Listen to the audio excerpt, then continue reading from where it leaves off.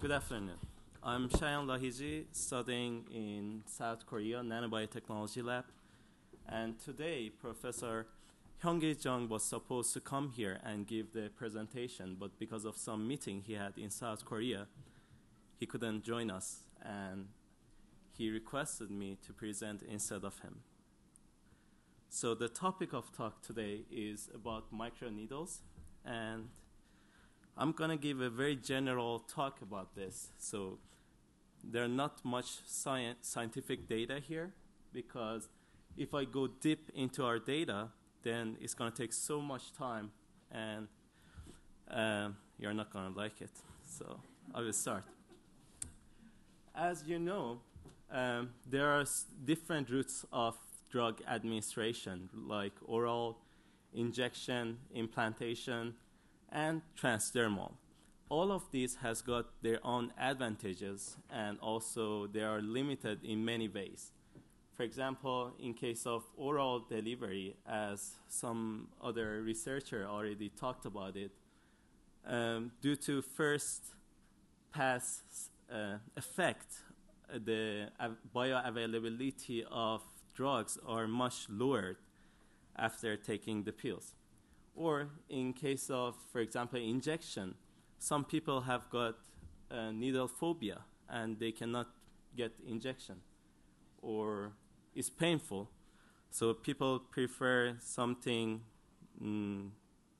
less painful and easier to apply. So scientists came up with microneedles.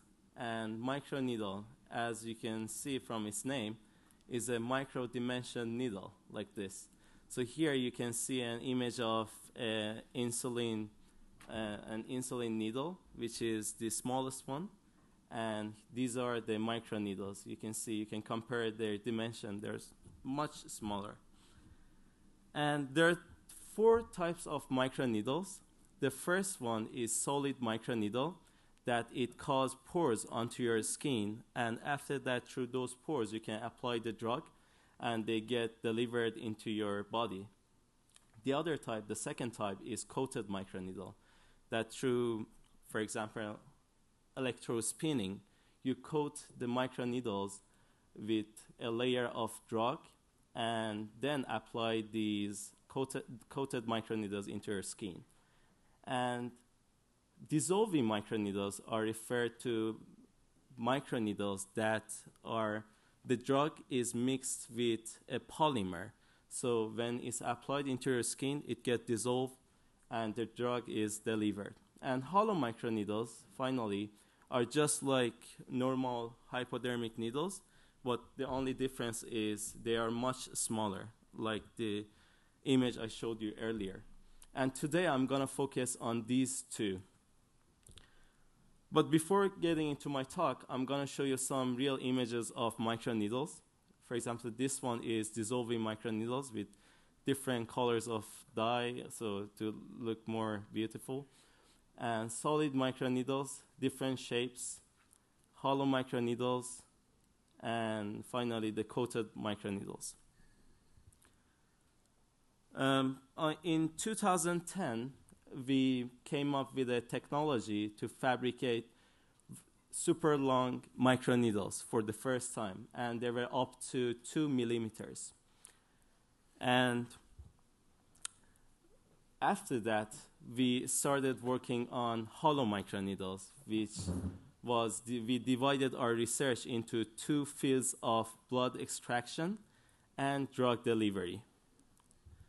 So in case of blood extraction, we created a system using PDMS, very simple one, and we put a needle on bottom of it. So, and here there's a vacuum. I also brought a video here, so I will show the video for easier understanding. So as you can see here, this is a PDM system, and the blood is extracted from the animal. And after extraction, we can Yes. We can transfer the blood into some other tubes or whatever. So to go back to my presentation. So this was the system I showed you the video. This one. And the other use of hollow microneedles was to deliver drugs to the back end of eyeball, because those having some sort of ocular diseases, they should deliver the drug onto the back side of the eyeball, and the dimension of needles is very important, because the larger the needle is, the more injury it will cause into the eyeball. So we came up with very small, very short, like long but small needles of this type. And later, we came up with the idea of curved microneedles, that we found that if we create a curve at the end of the hollow microneedles, we can deliver the drug with higher efficiency. And dissolving microneedles. Dissolving microneedles, as I told you earlier, they are made of polymer and drug. We mix polymer and drug together to make dissolving microneedles. And based on the viscosity, based on the polymer type, the time it takes for microneedle to dissolve differs. And these dissolving microneedles are very interesting because cost-wise, they're not that expensive. Like, as long as you have got the system, it's going to be really cheap. The system itself is a little bit expensive, but as long as you have got the system, it's not a big deal to fabricate microneedles. And it can be applied in different fields, like cosmetics, drugs, and vaccines even. And since 1990s, different groups were working on microneedles, and they even some of them could get into the market, but it was only in case of cosmetics. So we already have some microneedle products in the market, but it's for wrinkle removal products and no pharmaceutical products yet in the market. And here, for example, this is a video of dissolving microneedles. As you can see, when you apply the patch onto your skin, the microneedles get dissolved, and the compound is delivered into your skin. So the reason that the microneedle, the pharmaceutical part of this, couldn't get into market, we thought it may be because of these four sections that I'm going to talk about today. One of them is not all drugs can be delivered into, like, not all drugs can be loaded into microneedles. The other one is the activity of drugs after loading into microneedles get reduced. And the third one, which is also main one, is microneedles are very small, and we cannot load large amount of drug onto them.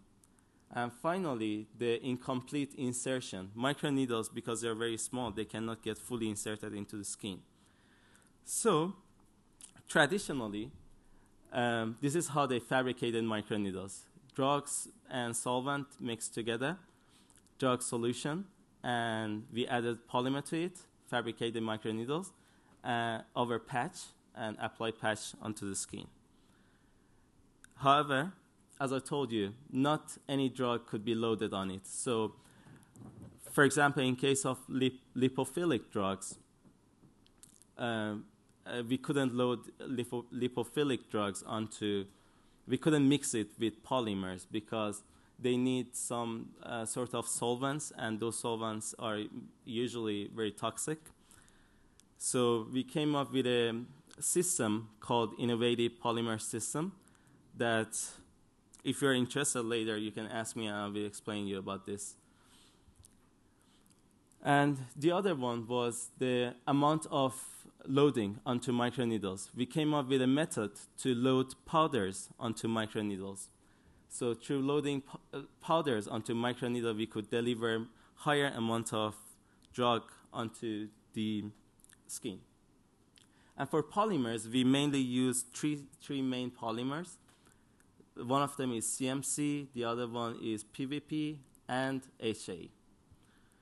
So finally, the fabrication method. Fabrication method, there are so many different sorts of types of fabrication methods that the most recent fabrication method we came up was C method. The paper of this technique is not published yet, and we are working on it. But how it works is by a centrifuge, we first dispense the polymer onto a plate, and through centrifuge, by setting up some exact RPM and timing, we can get perfect shape of microneedles on the both side of plates. So at first we dispense on one side, and based on as it turns, we get microneedles. Within less than 5 minutes, we can fabricate a large array of microneedles. And we can control the temperature, so the activity of drugs can be also maintained. And yes. So previously, we also had different... am I going over time? Do I have time? Yeah, okay. So there are previously, we also had different methods of fabrication microneedles. Like this one is dipping method. So we dip micropillars onto drugs, and we fabricate the microneedles through it. So this one, for example, the drug here is when the drug was mixed with polymer, it didn't have enough strength. So we created a hard shell coating to bring enough strength to microneedle for skin insertion.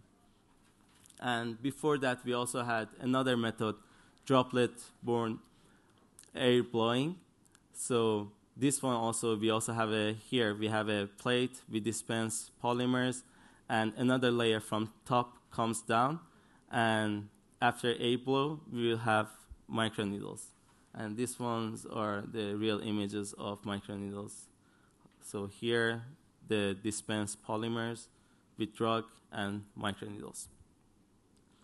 And application. As I told you, microneedles were not fully inserted into skin, so we came up with a device, and we called it microlancer, that has got some pillars, and through those pillars, it separates the microneedles from the layer which is located here and inserts them into skin without causing any pain. And these are some data of microlancer showing that when it was fabricated over a patch, it couldn't deliver it couldn't reach the complete delivery, but through microlancer we could get rid of all these microneedles. And here, for example, some people have got hairy skins. So instead of people with hairy skin or even head, you cannot apply patch, but through this system, you can easily apply microneedles into hairy parts of your body, like head or so on. So to kind of summarize my talk today, we came up with different technologies so far. One of them was, the first one, traditional method was fabricating microneedle over patches, or the microlancer, the delivery system, the powder system, micropillar system, and innovative polymer system. And these can get mixed with each other to deliver different kinds of drugs or cosmetics. For example, one of the things that one of the previous products we had was anti-wrinkle dissolving microneedle patches. This is the dissolving microneedle, and here you can see some images of before and after 12 weeks of application, that the wrinkles are almost gone. So the thing with this is, although you see here that wrinkles are almost gone, but after maybe few months, again, you will start having the wrinkles because the HA here in this case get degraded into your skin. And this is, for example, another, this is a set of product. Like this product doesn't come by itself. It has a set, like before applying microneedles, you need some other sort of like creams and so on. So I would like to thank my professor here and other lab members. This was the only image I could find. So that's why I put it. But this is a kind of traditional Korean house that we stayed for 2-3 days there. And in our lab, I'm the only non-Korean there. So it's nice. It's pretty nice to be there. And thank you very much. Do you have any questions about microneedles or wrinkles? No? Yes? Well, let's thank very much our speaker once again. And we'll, I suggest that we have 2 more talks, 20-minute talks, and then there are young researchers forum after that.